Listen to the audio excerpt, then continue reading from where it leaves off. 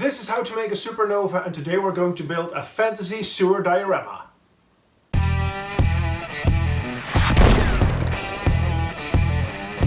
I am playing Dungeons & Dragons with my friends for over a year now, and one of our first adventures was inside a sewer from a big city. And I thought it would be a cool idea to make something from that adventure. So let's go! The first thing I'm going to do is to make the basic shape with some cardboard. Nothing fancy, just a cardboard box. With a marker I drew the lines which needed to be cut.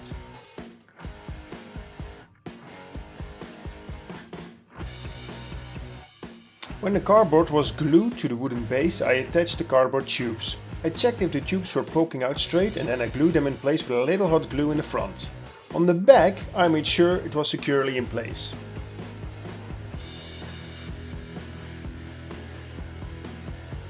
With some spare parts of foam I made a floor. The bricks will be glued on later on. Also the foam is glued on a wooden board with some hot glue.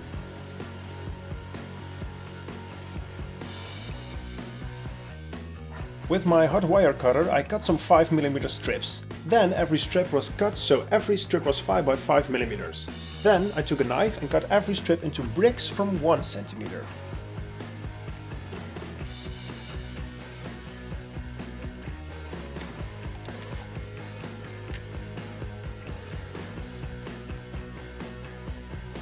Gluing the bricks in place is an easy task. I put some PVA glue on a small area and then I placed the bricks. I started in the front so that my bricks which would be most visible would be perfectly placed. The bricks in the back will be covered with a wall, so when there is some minor error it won't be visible.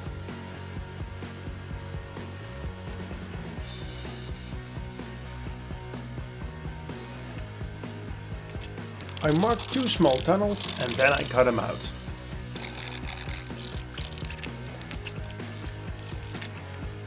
I made a stencil for the doors and traced it on the cardboard. This way the doors will have the same size.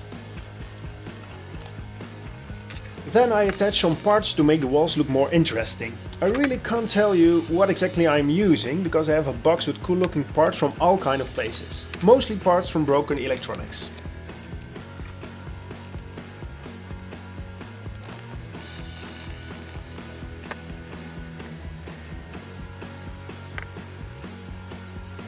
In the corner I'm going to build a collapsed part of the wall. I first marked the area and then I cut it out.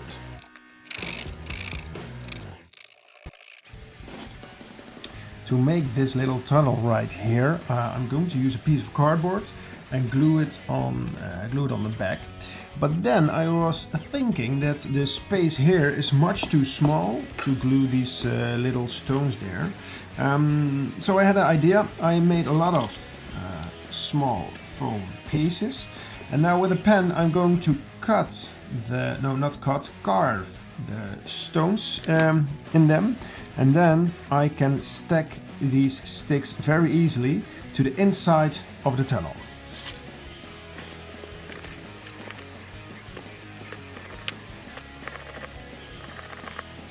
So I glue this piece of cardboard right here. Now I'm going to take these strips and glue them on the side of the tunnel.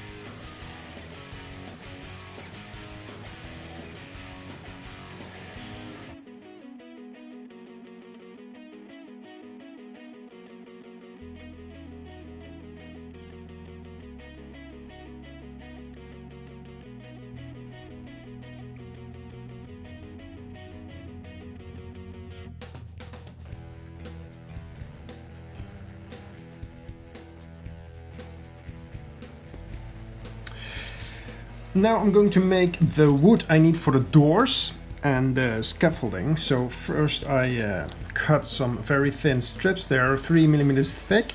And now I'm going to use a pencil to make small cars in the foam. I'm not sure you can see it on the camera, But these small carves, just lines I'm making, will give the foam some wood texture.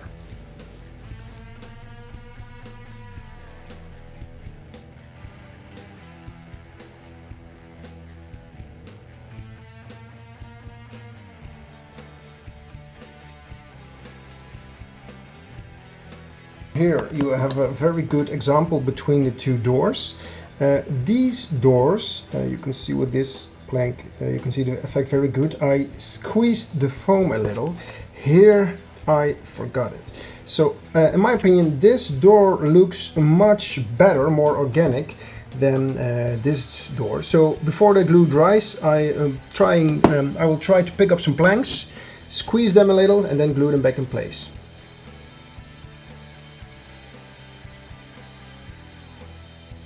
Next I'm going to do is to make some stairs. To do this I have some, I think 1mm wire, bent once, bent twice, and cut. And now do this for about 20-30 times.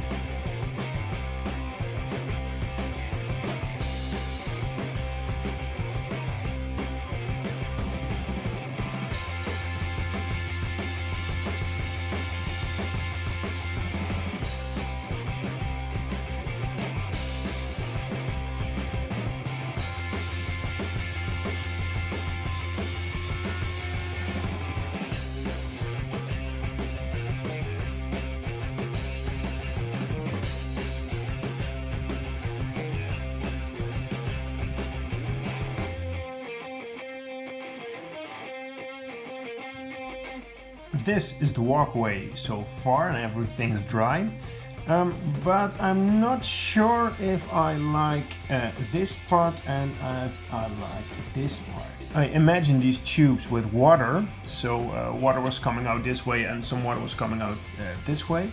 But when water was coming out here, it would be very weird to have a walkway here, and also the walkway is stretching over the whole project.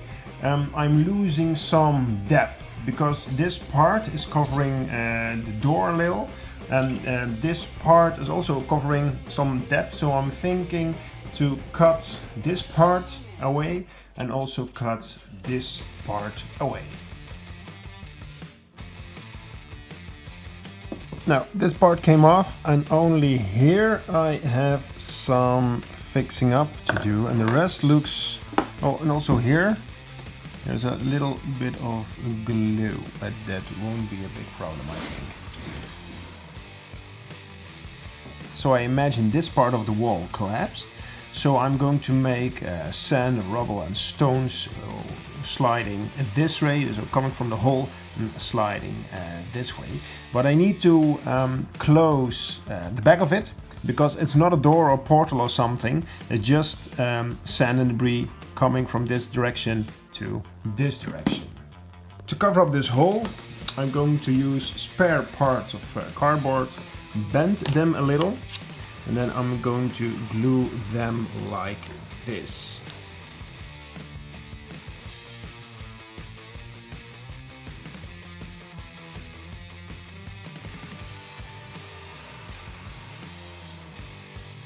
So I'm done with the cardboard, and the next thing I'm going to do is use some masking tape to cover the whole thing.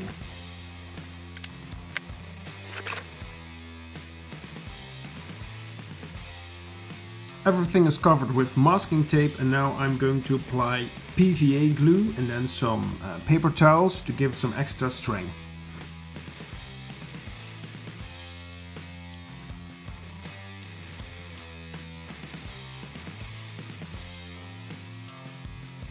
To make the rubble I am mixing up some Sculptamold. Sculptamold is a mix of paper and plaster, and it's very light and when it hardens very strong. When the Sculptamold was dry I glued some sand on it. When the glue was dry I removed all the loose sand with a brush. The first step of painting is the base coat of black paint. The black base coat is dry. On camera it looks a lot more like dark grey, but in reality it's almost black. Right now I'm going to use this dark grey. Once again, in real life it looks a little bit darker, to give it a heavy dry brush.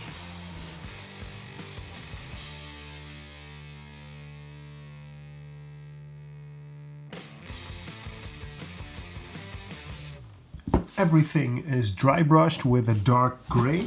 Next step is to dry brush it again with this lighter grey.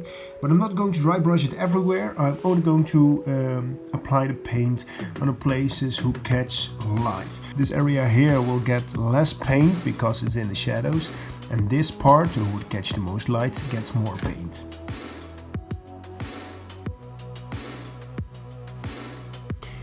Now for my last stone highlight I use an even lighter grey, and I'm only going to touch the areas which would catch the most light. So these corners and the corners over here. There may be some stones who are poking out a lot.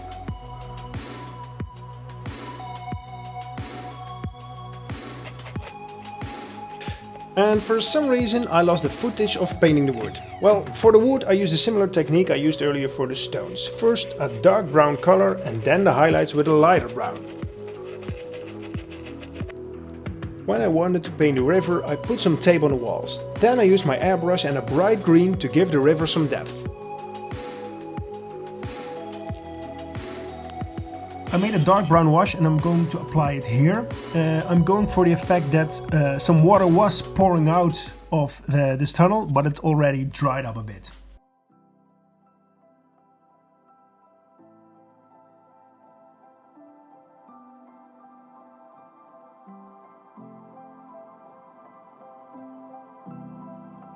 So what I'm going to do now to keep everything in place exactly like this. First I'm going to put on some soapy water and then I'm going to put down some watered down PVA glue.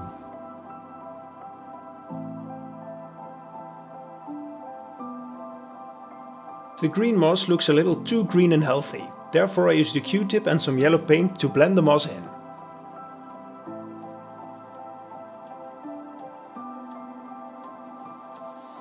I have some roots from my garden, I'm going to use them in my project. When you use something from the outside, from your garden or the riverbed or a forest or something, make sure it's dry. Because when you have some moisture in some places you don't want it, it can really mess up your project. So make sure it's dry.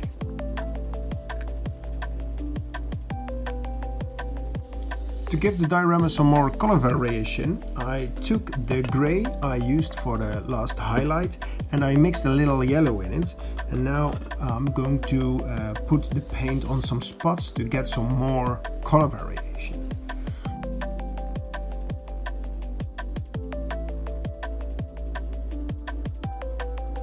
This part of the river was still a bit empty, so I wanted to fill it up. And then I took the piece of scaffolding that was right here, painted it the same way like these, and now I'm going to glue it right here.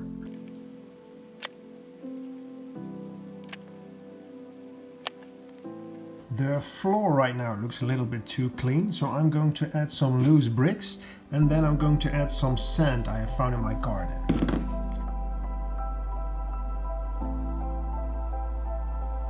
The next thing I'm going to do is to remove all the sand which I do not need, like here in the river and such.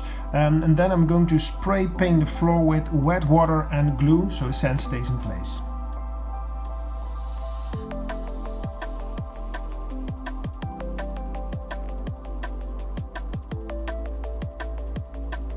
To make the river shine, I'm going to use some epoxy. I masked off the edges so the epoxy stays on the project. Then I used some hot glue to make sure no epoxy would leak out.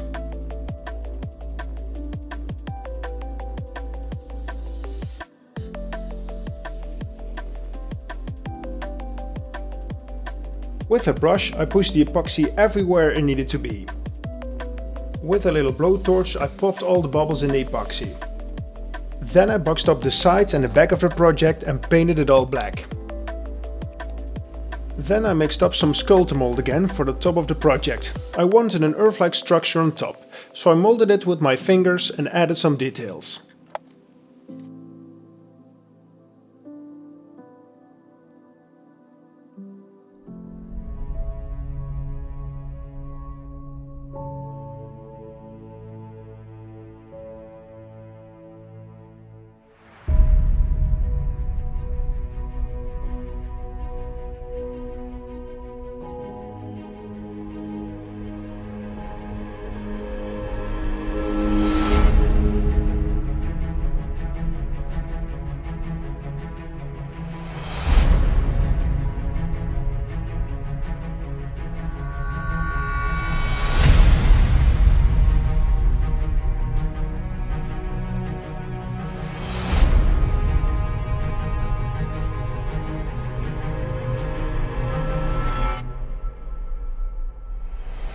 Thank you for watching my video, and if you like my video, please like and subscribe because there are more videos coming your way.